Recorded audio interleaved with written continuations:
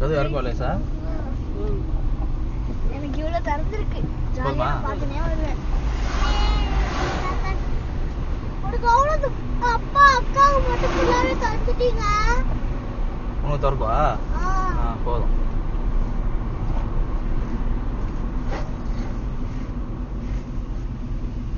Picnic கூடாது அப்படின்னா? பிக்னிக்னா அந்த சாப்பாடுல எடுத்துட்டு வந்துட்டு ஒரு சின்ன பாய் மாதிரி போட்டு இங்க சாப்பிட்டு போற மாதிரி. திடீர்னு காட்டேன் புலிலாம் வந்துச்சுன்னா என்ன பண்றது?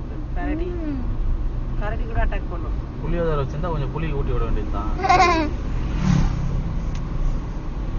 புலி லெமன் சாதம் வச்சிருந்தா லயன் ஊட்டி விடுமா?